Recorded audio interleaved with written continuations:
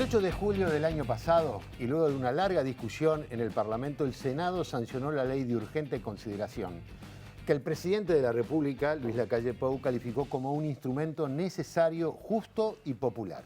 Poco después, diferentes organizaciones se nuclearon en la Comisión Nacional Pro Referéndum, buscando recolectar alrededor de 650.000 firmas para, en una posterior instancia, derogar 135 artículos de esta ley. ¿Qué es una ley de urgente consideración y qué implica un referéndum? ¿Cuáles son los impactos de estas herramientas para la población y la democracia? Hoy, en la letra chica, LUC y referéndum. Momento decisivo.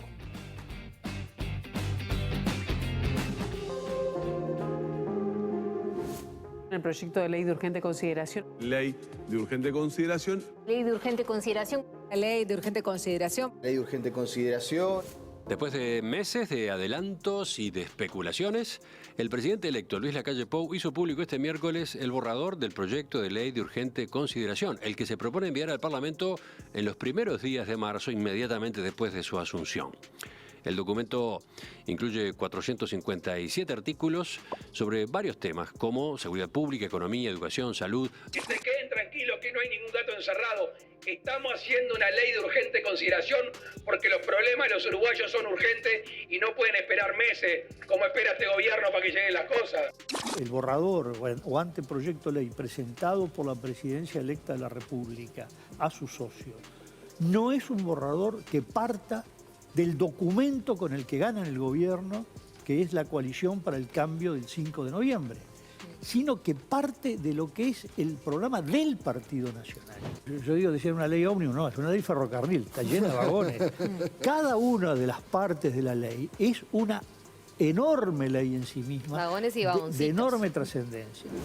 ¿Cuál es la diferencia entre una ley normal y una con declaratoria de urgente consideración? Los tiempos son acotados. En 90 días, 45 en una cámara, 30 en la otra, 15 si hay tercer cámara, el tema queda resuelto. Bien. Y queda aprobado. O sea, que es claro que por el número y por lo que la Constitución prevé, es un mecanismo para usarlo, pero en determinadas circunstancias. Por 18 votos en 31 se aprobó entonces en el Senado finalmente la ley de urgente consideración. Este tema que fue en este año 2020 junto con el COVID-19 los grandes temas que ha tenido este país. Esta ley generó muchísima polémica. Recordemos que para algunos sectores de la oposición hablaban de que esto era prácticamente un programa de gobierno y que había temas muy pesados, muy importantes para estar tratándolos de manera tan urgente en la discusión parlamentaria. También dentro de la coalición multicolor hubo polémica por algunos artículos y encima de eso estábamos cursando justamente una pandemia. Llegó el cambio, la gente votó un cambio. ¿Qué nos hubiera dicho la gente si después de ganar la elección no hubiéramos sacado la LUC? Nos hubiera dicho, ¿y para qué los votamos? Nosotros queríamos un cambio. Bueno, el cambio empezó con la LUC. Deberíamos tener alguno más, pero la pandemia también ha consumido mucha energía, tiempo, dedicación, y nos ha llevado a postergar algunas otras cosas. Pero le puedo asegurar que va a haber otros cambios que al Frente Amplio no le van a gustar y al PIT-CNT tampoco, pero la gente nos votó a nosotros. Si la realidad cambió, la realidad es otra, totalmente diferente. Las necesidades, las urgencias de las personas son otras. ¿Cómo seguimos por el mismo camino sin sentarnos a discutir y a conversar sobre las realidades, necesidades de la población en este momento? Según las organizaciones sociales, la ley de urgente consideración es un proyecto antidemocrático que restaura el neoliberalismo en el país. Modifica decenas de políticas públicas, abre la puerta a la privatización de la enseñanza pública, reglamenta el derecho de huelga, violenta la libertad de expresión y habilita la legítima defensa presunta para policías, entre muchas otras cosas. Las organizaciones sociales y políticas firmantes convocamos a las ciudadanas y ciudadanos uruguayos a firmar por la convocatoria a un referéndum revocatorio sobre 135 artículos incluidos en la ley de urgente consideración. La gente no conoce ni la ley ni los 135 artículos que queremos derogar. Y esto es uno de los asuntos graves. Entonces hay una tarea pedagógica que es intentar explicar. Tenemos miles de compañeros y compañeras en las calles que no tienen ni idea de lo que es la ley de urgente consideración. Y algo que toca temas tan sensibles para el país debería efectivamente poder ser discutido por las grandes mayorías. Dentro de la Comisión Nacional Pro Referéndum, con las papeletas ya contadas, y con muchas que están por venir, llegamos a la cifra de 572.551. Naturalmente que este número es imponente. Pensar que cerca de 600.000 uruguayos ya suscribieron una papeleta, pusieron su huella, habla de un pueblo que está comprometido con que la sociedad en su conjunto defina.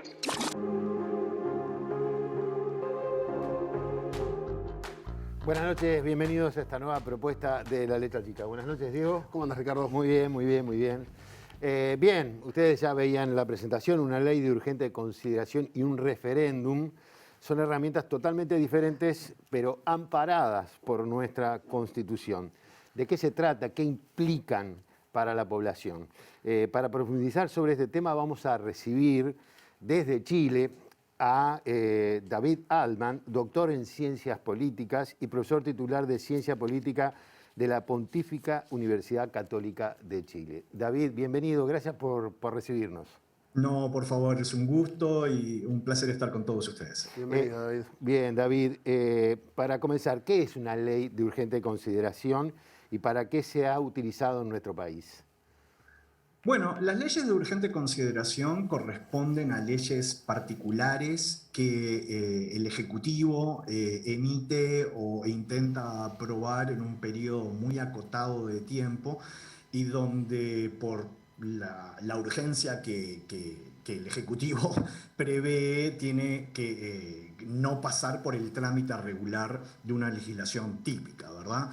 Las leyes de urgente consideración, a diferencia de una ley normal que usualmente demoran unos 300 días en el Uruguay en ser aprobadas, las leyes de urgente consideración tienen que ser tratadas en aproximadamente un máximo de 100 días, quizás entre 90 y 100, depende un poco el calendario, pero estamos hablando de un tercio de lo que demora una ley normal.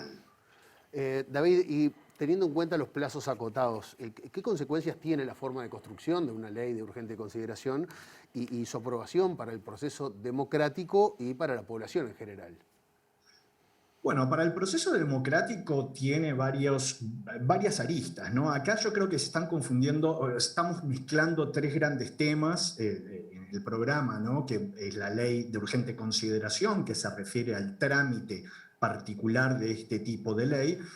El hecho de que esta ley en particular sea un ómnibus o un tren, como decía Botinelli hace un ratito en la presentación, y el hecho que tengamos un referéndum contra un grupo bastante más de 135 artículos de los 500 que tiene aproximadamente la ley. Entonces se mezclan tres cosas. Las leyes de urgente consideración fueron, esto tiene una inspiración de la Quinta República Francesa, ¿no? Donde se aprueba un paquete, no necesariamente un ómnibus, no, o sea, no dice nada respecto a la cantidad de temas que se tiene que cubrir o no. En el caso uruguayo se han hecho bastante pocas, ¿no? De las 3.800 leyes que hemos aprobado desde la restauración democrática en el 85 al día de hoy, son 13 casos, 7 que ocurrieron en los primeros 20 años de gobiernos de partidos tradicionales, 5 desde el 2005, es decir, básicamente se han usado por igual en unos y otros, es decir, una cada 3 años en promedio. Y de vuelta, ¿cómo impacta sobre la ciudadanía? Es muy difícil. Es más quizás complicado también decir sobre la democracia en general, porque depende de la percepción que uno tenga de la democracia. Si uno cree que la democracia son los gobiernos de las mayorías con respecto a las minorías, bueno, no sería tan terrible. Si uno le pone un énfasis más importante a la deliberación y al procesamiento más bien lento del quehacer legislativo, sí podrían tener un cierto grado de erosión, pero bueno, estamos hablando de menos de la mitad de un punto porcentual de nuestras leyes aprobadas del 85 al día de hoy. Tampoco es que digamos, wow. Ahora, sobre esta en particular ya podríamos hablar después, ¿no? A partir de la resolución de la LUC, aparece un nuevo tema arriba de la mesa, que es la junta de firmas para provocar un referéndum, para convocar un referéndum. ¿Qué es un referéndum y cómo se lleva adelante ese proceso. Efectivamente, y miren qué interesante. Nosotros incluimos en nuestro ordenamiento constitucional tanto las leyes de urgente consideración como los referéndums contra las leyes en el mismo momento. Esto es en el año 67, ¿verdad? Y esto es muy tradicional en el Uruguay, como que muchas veces se le da más competencias al Poder Ejecutivo, pero simultáneamente se le da más competencias a la ciudadanía. Esto pasó en 1934, cuando se termina con el semicolegiado, y así sucesivamente. Esto pasó en el año 67. El referéndum es una herramienta que tenemos los ciudadanos en el Uruguay que nos permite ir contra una legislación recientemente aprobada. Tenemos un año para juntar un 25% de firmas, que esto es algo que está totalmente desfasado del mundo de la democracia directa contemporánea.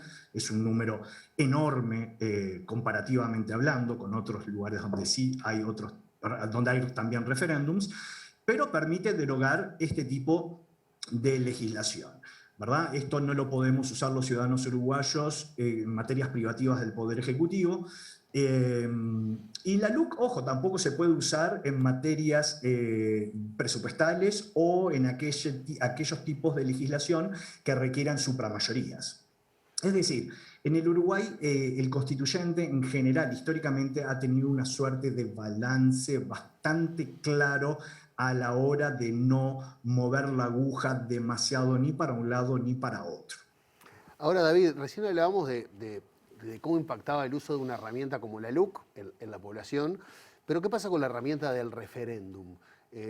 Recién escuchábamos a Gandini, que va a estar en el programa en un ratito, hablar de que, bueno, el gobierno había sido electo para cumplir con lo que el gobierno quiere, el gobierno considera necesaria esta LUC, pero la población a su vez la va a poner en tela de juicio, va a intentar alcanzar las firmas. ¿Cómo afecta eso el balance entre política, poder ejecutivo, la población? ¿Qué consecuencias puede tener un referéndum, por ejemplo? Bueno, pero es parte de nuestra arquitectura democrática y a mí me parece fantástico que si el gobierno considera por la razón que quiera, haciendo toda su evaluación, que tiene que mandar una LUC, lo haga. Y me parece fantástico que la ciudadanía, a través de su comisión pro referéndum, junte firmas para tratar de derogarlas. Parte del ADN de nuestra democracia. Uno intenta para un lado, otro intenta para otro, y estamos en esa ecuación constante que es parte de la maravilla de nuestra democracia. O sea, no hay necesariamente algo malo con un referéndum, tampoco hay algo necesariamente malo con una LUC en general. Esto es un recurso que lo usó Vázquez, lo usó Mujica, lo usó Valle, o sea, en fin, todos nuestros presidentes en algún momento lo han usado.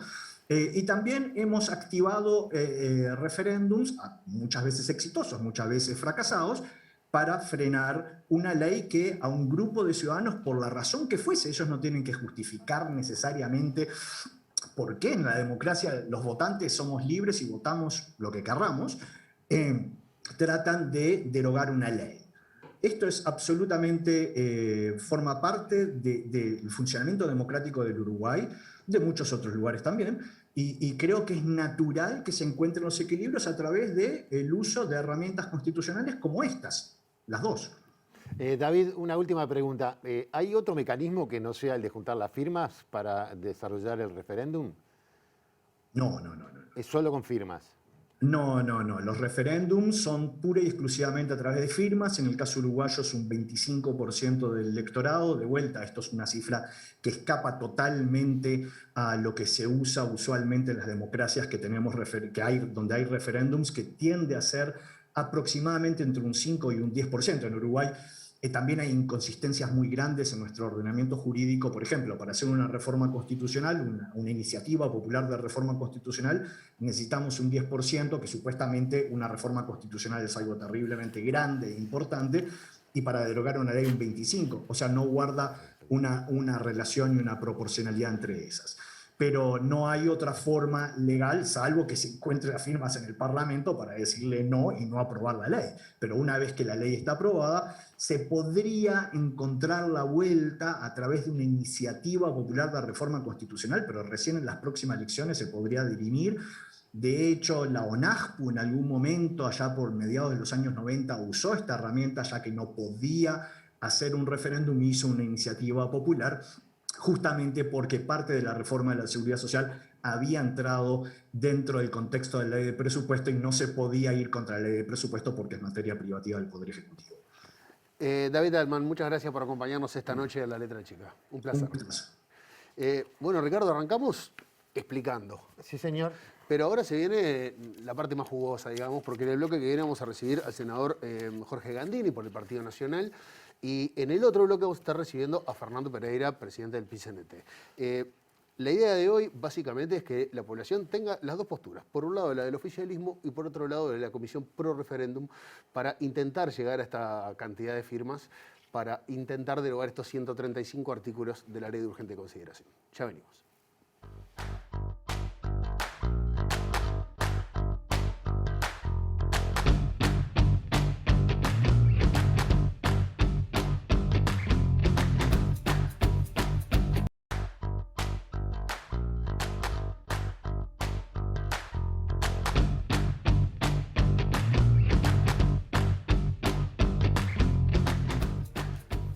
Seguimos, Ricardo, y en este segundo bloque de La Letra Chica nos vamos a meter con la voz del oficialismo. ¿Cuáles fueron los motivos que llevaron al oficialismo a usar la herramienta de la Ley de Urgente Consideración?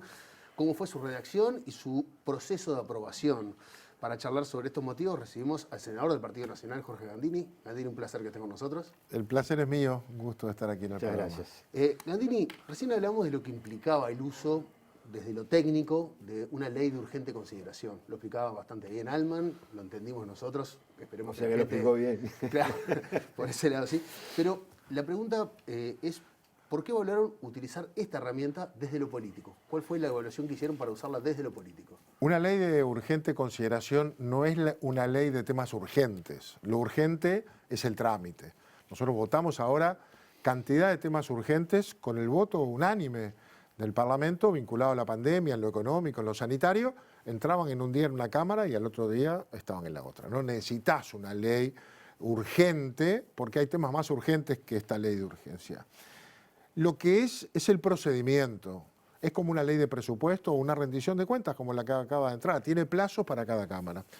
Y eso era muy importante. Lo discutimos, lo anunciamos en toda la campaña electoral. Vamos a hacer una ley de urgencia. ¿Por qué? Porque hubo 15 años de gobiernos del Frente Amplio seguidos con mayorías absolutas. Nosotros no ganamos una votación. Un día creo que festejamos porque ganamos una en el tema de la caminera con Darío Pérez, que votó con la oposición. Y dijimos, bueno, se rompió el mito, ganamos una. Pero el Frente siempre impuso legítimamente con sus mayorías ciertos cambios que nosotros discutimos y cuestionamos. Y era para nosotros importante, de entrada, darle un rumbo diferente a una cantidad de políticas. La seguridad fue la principal, de hecho más de 100 artículos de la LUC refieren al tema seguridad, en cambios en leyes penales, de procedimiento, del proceso penal, la ley del procedimiento policial, la ley orgánica policial, es decir, cambios vinculados a la seguridad, que era un tema muy de campaña, y lo anunciamos, así como otros. La inclusión financiera fue tema de campaña, dijimos que lo íbamos a cambiar. Y había que ponerlo en este contexto. Claro, el lunes, después del 13 de marzo, que empezó la pandemia, ese lunes nos íbamos a encontrar todos en Suárez, convocados por el presidente para tener la primera presentación. Eso se suspendió, se postergó algunas semanas y luego el Parlamento comenzó, después que se conoció bastante y se discutió, a tratar una ley con plazo. Y sesionamos todos los días, todo lo necesario, para discutir una cantidad de temas. Se dice que es una ley ferrocarril, escuché decir ahora, y que la gente no sabe de lo que contiene. Bueno, yo guardaba acá. Sacó los papeles. No, pero para no cometer errores. La ley de presupuesto de Mujica, en el 2010, tenía 867 artículos. ¿Ustedes creen que la gente sabía de qué hablaba? Porque ahí había todos los temas, como toda la ley de presupuesto. La de Vázquez del 2015, 766. La gente conoce los 305 artículos y va a conocer los 305 artículos de la ley que acaba de ingresar. En un sistema representativo, la gente se hace representar y nosotros mismos tenemos que trabajar con equipos para poder entender y discutir algunos temas. Representamos a la gente. Nosotros ganamos la elección, representamos el cambio, le hicimos honor a ese cambio llevando adelante una cantidad de aspectos, la transformación de una cantidad de aspectos que hoy están vigentes, que tienen un año, van a cumplir el viernes un año. Y bueno, podemos hablar de ellos, pero no muchas de las cosas que se le adjudicaron a la LUC no han pasado. Y lo primero que se dijo de la LUC era que era inconstitucional, porque trataba muchos temas, como que tenía muchas leyes en una. Y se hizo un recurso de inconstitucionalidad y la Suprema Corte de Justicia la declaró constitucional. ¿Por qué? Porque vivimos en un sistema representativo. La gente elige a sus representantes para el Ejecutivo y para el Legislativo y se hace representar. Y hay dos institutos de democracia directa, el referéndum para derogar leyes y los plebiscitos para cambiar la Constitución. En el pleno y legítimo derecho de los ciudadanos se están recogiendo firmas para derogar una parte de la LUC. Porque también quiero dejar bien claro una cosa, dejémonos de eufemismos. Es contra la LUC. Yo firmo contra la LUC, no a la LUC. No. La LUC tiene 476 artículos, 341 de los cuales, más de las 2/3 partes, votó el Frente Amplio y no cuestiona el PIT-CNT. O sea que la LUC no es tan mala. 341 artículos también. Se va a un referéndum para derogar una parte, 135. ¿La gente sabe de qué tratan esos 341? Tampoco sabe. O mucha no sabe. Hay que trabajar eso, hay que estudiarlo. También seguramente muchos de los... Porque también hay una campaña del yo no firmo. Capaz que mucha de esa gente tampoco sabe muy bien cuáles son los artículos. Es un tema de confianza. Confío en el PIT-CNT, bueno, entonces me piden la firma, voy a firmar. Confío en mi gobierno, en mi partido que está en el gobierno, entonces la voy a defender. Mucho de eso hay. La gente a veces se entera más de un tema que lo tiene más cercano. A lo mejor saben mucho más de lo que habla la LUC y lo que se quiere derogar en materia de adopciones, porque su vida está vinculada a ese tema, o de seguridad, o de salud. Pero después el todo es muy complejo, nos cuesta a nosotros entenderlo, ¿no? Fue tú decías recién en la cantidad de temas que se tocan allí, seguridad, Mucho. educación, inclusión financiera, etcétera, etcétera.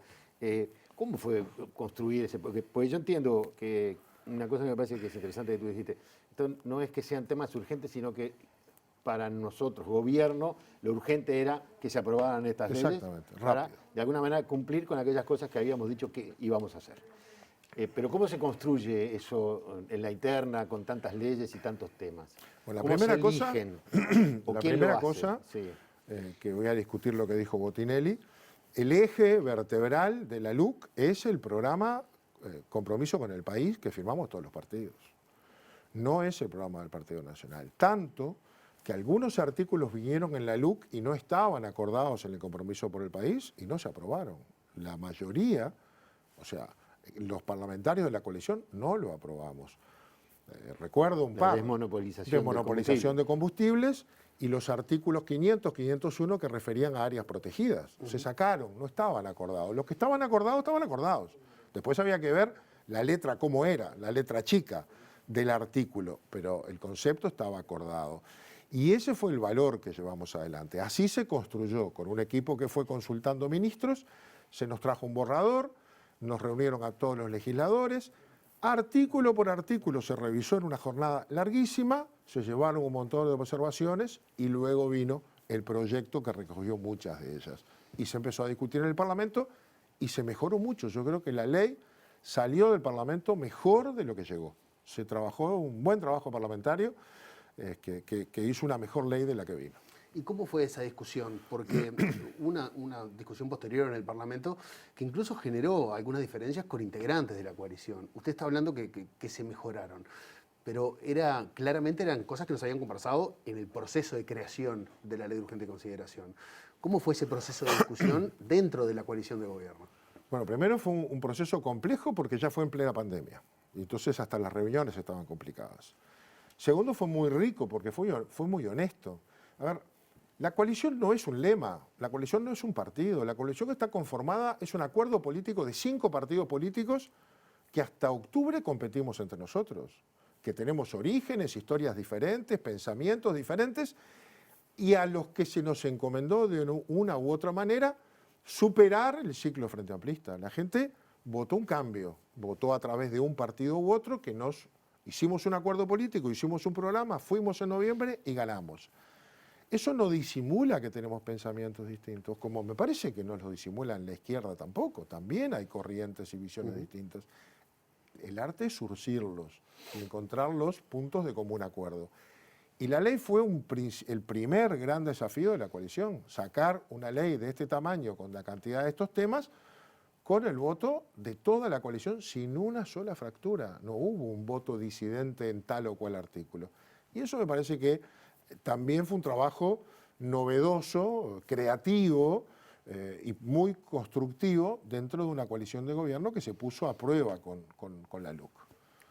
¿Qué le deja después de la aprobación? Si todo ese proceso fue suficientemente discutido, fue suficiente el tiempo, como la oposición reclamaba, no hubiese necesitado más tiempo para tantas leyes. Mire, yo desde el año 85, que era diputado suplente, y entré los 3 meses del mes de septiembre del 85, fue el primer presupuesto después de la dictadura. De ahí en más, siempre estuve en las comisiones de presupuesto, siempre. O sea que tengo como 6 presupuestos arriba y como 30 y pico de rendiciones de cuentas. Esta se discutió tanto como una ley de presupuesto, muchísimo, en muchas noches, en muchos fines de semana, porque los días estaban ocupados por la comisión recibiendo ministros y delegaciones. Se discutió mucho y yo creo que nos quedamos todos muy convencidos que es una buena ley. Aborda cambios en materia de seguridad, creo que, porque yo decía el otro día, la LUC se defiende sola, no hay que andarla defendiendo mucho, porque cumple un año. Y muchas de las cosas que se previeron que iban a pasar, no han pasado. Ni gatillo fácil, ni tuvimos problemas con los cambios en la legítima defensa, ni hubo abuso policial, más allá de algún caso como los que siempre hubo, ni hubo represión desmedida, ni se desocuparon fábricas a palo. Habíamos visto algunos de esos episodios con los públicos, por los decretos de Vázquez, acá no han habido ningunos. No se llenó el INISA de jóvenes, que se dijo que se iba a saturar por las nuevas medidas, que eran más represivas, y la verdad que hoy estamos pasando un récord de menores jóvenes con privación de libertad. Nunca estuvo menos de 320 muchachos en el INISA, hoy hay 260, o sea que no pasó. No tenemos, la OMC no nos puso en ninguna lista gris ni negra por los cambios que hubo en la inclusión financiera y otros cambios vinculados al lavado de activos. Por el contrario, ningún banco quebró, nadie cerró, nadie se quedó. Ha habido voces con respecto a eso, por ejemplo, desde el Banco Central, que han anunciado que se ha visto debilitado de alguna manera ese sistema de controles con respecto al lavado. Pero no hemos tenido problemas de ese tipo. Aún no. No hemos tenido, ni tampoco esos organismos que nos vigilan tanto han puesto el grito en el cielo, ni lo han puesto Uruguay en ninguna lista de ningún color. Seguimos como antes. O sea, todas esas cosas que iban a pasar, la verdad que no pasaron. Quiere decir que la ley se defiende al cabo del tiempo por sí misma. Me parece que en casi todos sus aspectos es una ley muy defendible. Podemos hablar caso a caso. Hubo todo un drama con el tema de los alquileres y con el tema de las adopciones. Se dijeron cosas que no son verdad. No es que ahora te echan en un mes. El régimen y la ley de alquileres no se le cambió una coma. Es exactamente igual. Lo que se creó es otro régimen paralelo para una situación muy especial. Y es que hay muchísima gente que no tiene garantías para alquilar. No tiene ni un depósito de 6 sueldos, ni un recibo de sueldo formal, no tiene un amigo que le salga de garantía, ni está en la contaduría, ni en ANDA, ni en otros lugares. Y cuando va a alquilar, no puede alquilar, termina una pensión. O 4 chapas y 4 palos. Entonces, esto hace que se pueda alquilar sin garantías. Ahora, para que el propietario ponga una casa sin que le den garantías de que va a cobrar, para que la vivienda también seguramente modesta se ponga a disposición de un trabajador que no tiene cómo garantizar que va a pagar, se le tiene que dar al propietario algún mecanismo de desalojo más exprés, porque si no, no la pone. Y simplemente el mercado no pone a disposición viviendas en esas condiciones. Diferente es el mundo de la informalidad, que también hay alquileres informales y desalojos informales. No estamos hablando de eso. Pero no se cambió. Ni las adopciones iban contra las garantías. Se le da al juez la posibilidad de que disponga, porque está lleno de niños viviendo en hogares del INAU y lleno de familias, parejas, padres que quieren adoptar y pasan años sin que puedan hacerlo. Entonces se generaron mecanismos nuevos para generar formas de adopciones diferentes. Y tampoco ha pasado nada. No tenemos ni denuncias en derechos humanos, ni en ningún lado de que se ha comercializado con niños. Para nada, no ha pasado. Entonces, creo que el tiempo va demostrando que esa parte de la LUC que se quiere derogar, no toda la LUC parece ser mala, pero esa parte que se quiere derogar no es culpable de tantas cosas como las que se le quieren. Y a veces la campaña termina siendo más contra el gobierno, calificado de neoliberal, de privatizador, de qué sé yo, de represor, más que contra lo que el articulado mismo dice. No me opongo a que se haga este trabajo. Sigue siendo un trabajo dentro del marco democrático. El PIT-CNT tomó este camino, porque hay que decirlo, fue el PIT-CNT que luego arrastró al Frente Amplio. Este camino es un camino dentro del régimen y sistema democrático y a mí me parece saludable. Y si juntan las firmas, y habrá campaña. Y nosotros saldremos a defender, distraeremos mucho trabajo, ¿no? Va a ser una campaña tipo campaña electoral, no tenga duda, hay que recorrer hasta el último rincón del país. De eso le quería pero saldremos a hacerlo. De eso le quería hablar, senador, como quedaron 200 preguntas, pero 2 preguntas y seamos lo más concretos posibles. Primera, ¿considera que se va a llegar a las firmas? Y yo no tengo elementos. A ver, me parece que le cuesta mucho llegar, no han logrado convencer al electorado del Frente, sacó 1 millón de votos. Todavía no llegó, pero soy muy respetuoso de la capacidad que tiene el Frente Amplio y el PIT-CNT del trabajo cuerpo a cuerpo. Son muy eficientes. Y por lo tanto, en el tirón final, en ese mano a mano, cuerpo a cuerpo, puerta a puerta, yo soy muy respetuoso y no me asombraría que tuvieran un crecimiento exponencial en este último tiempo y llegaran, capaz que es sobre la hora, a juntarlas. ¿Y lo tomaría en cualquier caso, vamos a respetar, y yo lo escuché a Fernando Pereira decirlo también, lo que establezca la Corte Electoral, porque después viene a mirar la huella, a ver si firmó bien y si no firmó 2 veces, y todas esas cosas. Será la Corte la que lo diga. Yo creo que si llegan no le va a sobrar mucho, y si no llegan no le va a faltar demasiado. ¿Y lo tomaría como una derrota política? No, porque hay una buena parte de la LUC que ha sido aprobada y ratificada. Ese día van a ratificar 341 artículos y lo voy a tomar como siempre es, como una diferencia que tenemos de conceptos y concepciones. Y voy a salir a trabajar para defender una ley que yo voté. Me tengo que hacer cargo. Jorge, muchísimas gracias por habernos acompañado. Con muchísimo gusto. Y bueno, será para... Veremos. Ya habrá otra oportunidad. Después del 9 vengo. Después. Va a ser invitado. Muchas gracias. Dale, encantado. En el último bloque de La Letra Chica viene Fernando Pereira a poner la otra voz, la voz de esta comisión pro referéndum que está intentando llegar a estas 650.000 firmas para derogar los 135 artículos de esta ley de urgente consideración. Ya venimos.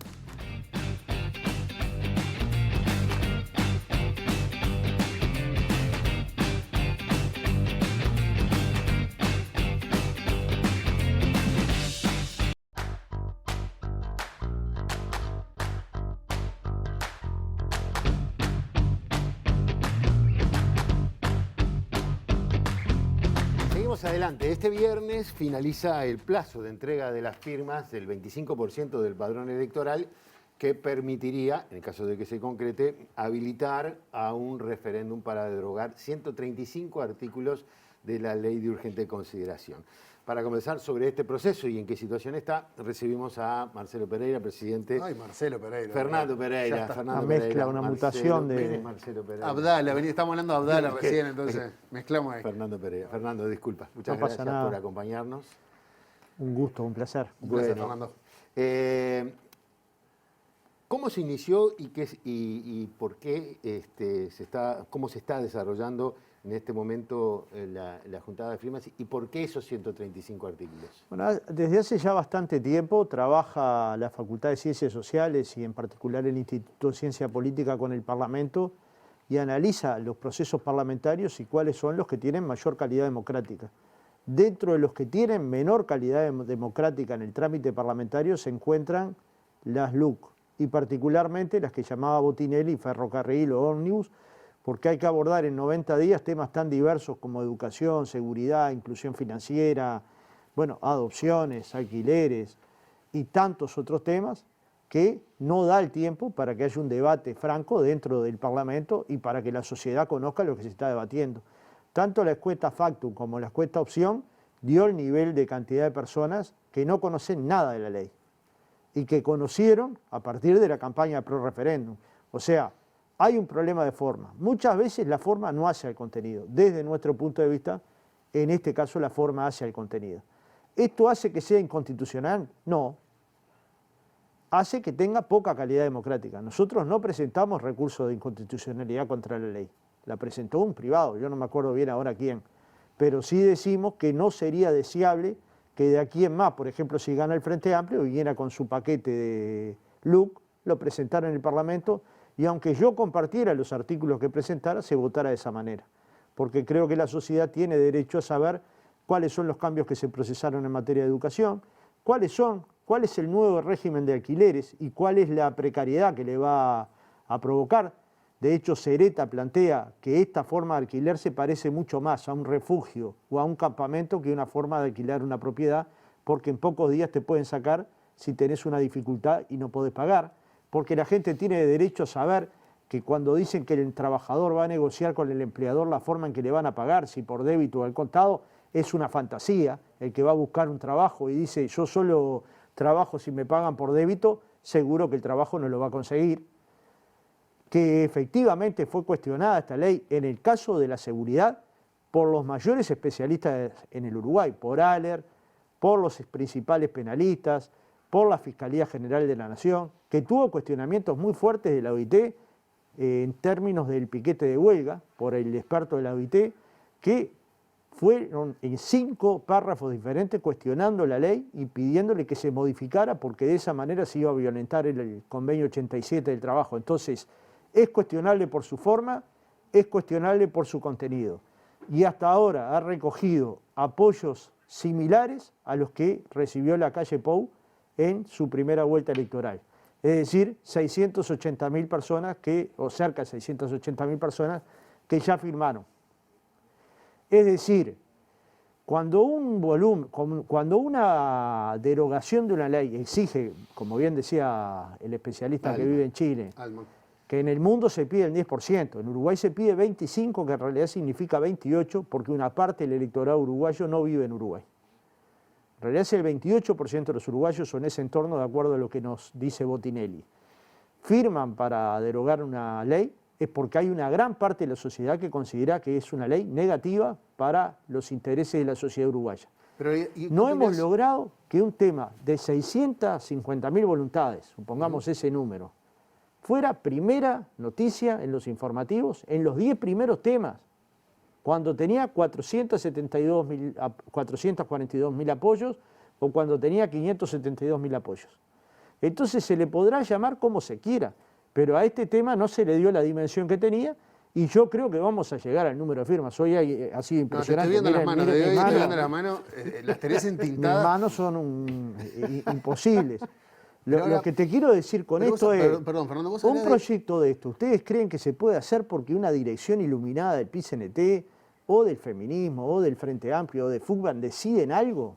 ¿O es porque miles de personas salen en el mismo tiempo a juntar firmas en cada barrio, en cada plaza, en cada playa, en cada sanatorio? Lo destacaba Gandini, la movilización realmente fue en verdad, entonces hay una parte de la sociedad uruguaya, no menor, que cuestiona la ley y la cuestiona con argumentos. No la cuestiona diciendo no al gobierno de la calle.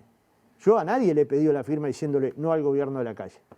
Bien, pero ahora Gandini hablaba recién de que mucha gente desconoce el articulado y para él no está mal que la gente desconozca el articulado, porque de alguna manera pusieron el voto, le dieron la confianza y esperan que de alguna manera los políticos los representen. Porque para vos en particular y para el PIT-CNT es importante para nosotros estar empapados sobre lo que refiere esta ley, sobre todo estos 135 artículos. Bueno, nosotros siempre tuvimos una caracterización de la democracia como la democracia profunda, como la democracia amplia, como una democracia que va más allá de que las personas voten cada 5 años. Las personas tienen derechos por conquistar, sueños por crear, ilusiones por emprender.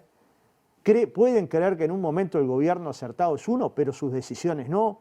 Las personas no votan todos los proyectos de ley que el gobierno luego va a presentar porque ni siquiera sabe cuáles va a presentar, ni las personas conocían el contenido. De hecho, yo vine sin papeles porque vine de la juntada de firma para acá, pero tenía una carpetita donde le preguntan a senadores del oficialismo cuál es el contenido antes de la elección del balotaje, dice, los vamos a dar después del balotaje. Es decir, no se conoció el contenido en la campaña electoral, se conoció después de elegido el presidente Lacalle. ¿Tiene derecho? Tiene derecho. ¿Tenemos derecho a recolectar las firmas para derogar los 135 artículos? Tenemos derecho. Y se va a producir el debate que hasta ahora no se ha querido dar. Porque ¿por qué un tema de esta envergadura que, insisto, involucra la desaparición de primaria, del Consejo de Educación Primaria, ¿no? Del Consejo de Educación Secundaria, del Consejo de Educación Técnica Profesional de la UTU, la eliminación de los representantes de los maestros elegidos por el voto directo y secreto de los maestros, de los profesores de secundaria, de los profesores de la UTU, genera condiciones para la huelga muy negativas, y eso es debilitar la herramienta de la parte más débil de la relación laboral. Genera temas de seguridad que yo creo que, como se han visto en las últimas semanas, los mismos sindicatos de policías dicen no le están dando garantías a la policía, porque no cambió la forma de juzgar al policía, pero el policía siente que la LUC le dio una herramienta diferente a la que tenía y no se la dio. Y estas son las críticas que Haller, insisto, Haller, que es uno de los principales especialistas en el tema, pero los penalistas, los principales penalistas, la Fiscalía General de la Nación le critican al sistema de seguridad. Si se hubiera creado un GACH en materia de seguridad y el gobierno hubiera escuchado el GACH, no hubiera aprobado ese proyecto en materia de seguridad. Jamás lo hubiera aprobado. Entonces, si todos estos elementos están arriba de la mesa, ¿no hubiera sido saludable tener un debate como tantas veces se planteó y tantas veces rechazó el partido de gobierno, para que la gente conociera a fondo incluso los artículos que no se van a impugnar? ¿Es lógico que haya una ley que nos obliga a todos, pero ninguno la conozca? ¿Es lógico que la gente no conozca cuál es el nuevo régimen de alquileres y que en verdad lo que hace es precarizar la vivienda? Y cuando uno le precariza la vivienda, todos nosotros, ¿cuáles son las certezas que queremos tener? Una casa donde nadie nos saque. Techo. Entonces, si queremos tener techo, lo dice el Papa, ¿no? Yo admito que soy lector del Papa, pero el Papa dice, si hay una tarea importante para los sindicatos en este tiempo, es preocuparse por las circunstancias de los más débiles. Y la circunstancia de los más débiles no es el que tiene para alquilar por Contaduría General de la Nación o por ANDA o porque tiene depósitos. Es aquel que va a alquilar y no tiene garantías. ¿No será que el Estado tiene que construir, como se generó a pequeña escala, un sistema de garantías estatales que permitan que estas personas puedan alquilar y que de alguna manera generen las condiciones para poder cobrar? ¿No habría alternativas? ¿No se podrían haber buscado alternativas? ¿Eran estas las urgencias del pueblo uruguayo para votar en el primer año? ¿Cuál de estos temas es la urgencia principal? ¿Puede ser que la no participación de los educadores en las tomas de las decisiones de la reforma educativa? Cuando no hay reforma en el mundo que haya sido exitosa sin la participación de los docentes, de los funcionarios, de las comunidades escolares o educativas. Entonces, hay demasiados temas para discutir, muchos de ellos llenos de argumentos. Algunos los tendrán que discutir los especialistas en seguridad, otros los especialistas en educación, pero hay un tema principal, que esta no es la forma de legislar. No porque a nosotros se nos ocurra, insisto que este trabajo que se hizo en la Facultad de Ciencias Sociales da herramientas interesantes para ver cuáles son los proyectos. Tal vez el gobierno hubiera aprobado igual la mayor parte de estos proyectos, pero tratado con cierto cuidado.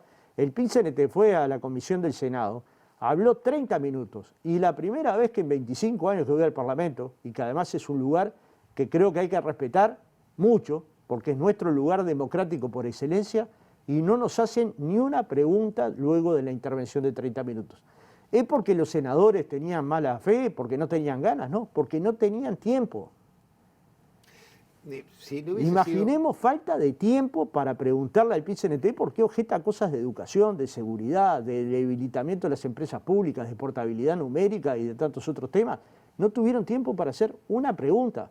¿Puede ser esta la forma de vínculo entre Parlamento y sociedad, entre Parlamento y organizaciones sociales? No nos pasó solo a nosotros, y nosotros tuvimos 30 minutos. El resto de las organizaciones tuvo 15 minutos. Sí, pasaron como llorizo. Claro, entonces, ¿cuál era el objetivo? ¿Se cambió algo? ¿Se escuchó a los IT? ¿Se escuchó a los expertos en seguridad? ¿Se escuchó a los expertos en educación? La verdad que no.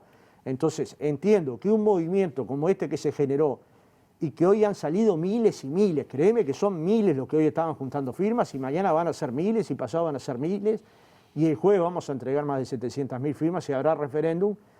Y nosotros no ponemos en discusión la República, ponemos en discusión una ley. Si la Corte Electoral dice, se llegó a la firma, vamos a ir a intentar ganar el referéndum. Y si la Corte Electoral, con control de ambas partes, dicen que no se llegó a las firmas, aceptamos todos los resultados de los referéndum y plebiscitos. Los que nos gustaron y los que nos desgarraron. A mí me tocó perder el de la ley de caducidad. Y era una generación joven en ese momento. Y nos golpeó hasta lo más profundo de nuestro ser. Pero aceptamos que habíamos sido derrotados en esa contienda electoral. Nos tocó perder el marco regulatorio de la UTE. Nos tocó perder el de la seguridad social. Y nos tocó ganar el de las empresas públicas, el del agua y varios otros más. Entonces, digamos, la historia del Uruguay no se debería construir entre discursos de odio o generación de discursos de odio o de desconfianza. Nosotros estamos juntando firmas con vehemencia, con solidaridad, con gente que se abraza para dar una pelea. Y las hemos juntado todas, de la primera a la última, en pandemia. Muchas de ellas, como cuando te encontré con 4.000 casos de COVID en el Uruguay. Y en grupo de 2 personas. Vos no viste, éramos 2, parados en la puerta de un sanatorio. Quiero que me lo encontré en la puerta del CASMU a Fernando Pereira en una situación insólita, porque era un momento como bastante crudo de la pandemia. Crudísimo. Y bueno, y ahí estamos a 40.000 firmas, se supone que hoy se juntaron bastante más de 10.000. Es decir, nos vamos acercando a la cifra. Y como bien dijo Gandini, y me lo dijo por Sekansky hace un tiempo, y lo compartí, o se llegaba por poco, que es lo que yo creo que es lo más probable que pasa, o falta muy poco. Y en las dos hipótesis lo que demuestra es que faltó discusión, porque en ningún país del mundo se podría juntar el 25% de la población para la toma de una decisión. Una última pregunta, ¿cómo piensan seguir? Pongamos la hipótesis positiva para la recolección de firmas, se llega y hay referéndum. ¿Cómo va a seguir esto? Y bueno, nosotros queremos hacer una campaña que tenga un debate público. Los debates no deberían ser cuando nos conviene los hacemos y cuando no, no. Porque finalmente, si el debate es democrático para elegir el presidente, no precisamos leyes para debatir, precisamos reglas de juego. Si hay reglas de juego para debates que no sean, como bien dice el presidente Lacalle, duro con las ideas y suave con las personas, si ese es el tipo de debate, nosotros vamos a ir a todos los debates de todas las temáticas. Y por supuesto vamos a recorrer todas las ciudades, todos los pueblos, con una ventaja, ya los hemos recorrido 1 y 1000 veces. No ha quedado un barrio, un lugar, un sitio del país donde no se haya visitado, donde no se haya intentado dar elementos. Distribuimos 6 millones de materiales con la información sobre el referéndum, no diciendo vote contra el gobierno, sino qué queríamos derogar y por qué. Publicamos en la página yofirmo.ui la totalidad de los artículos y los por qué los queremos derogar. No se nos puede decir que fue un referéndum diciendo no al neoliberalismo, porque esto no fue lo que pasó en Uruguay.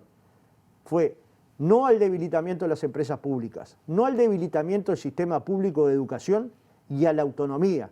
De hecho, el otro día el ministro da Silveira presentó el proyecto educativo cuando esa tarea le corresponde a Robert Silva, que es quien fue electo presidente de la ANEP. Y en el Uruguay hay autonomía de la ANEP con respecto al Ministerio de Economía. Es una ley contra que se limite el derecho de huelga, no solo el de ocupación, el de la huelga y particularmente el de los piquetes, no solo sindicales, sino de cualquier organización que se quiera mover. ¿Cuál es el límite que tiene que tener? Que sea pacífico. ¿Cuándo no es pacífico? Yo les voy a dar un dato. Sobre la pandemia se ha discutido en todo el mundo, si hay confinamiento, si tiene que haber o no. En toda América Latina hubo enormes aglomeraciones en contra de los de las medidas, menos en Uruguay, donde no se tomó una medida porque sabíamos que eso complicaba la salud de los uruguayos. Se habla mucho de la conflictividad. Cuando miran el INE, solo el 1% de los jornales que se perdieron por paros. Y otros, el otro no sé qué será, pero si es otro, que hay otros.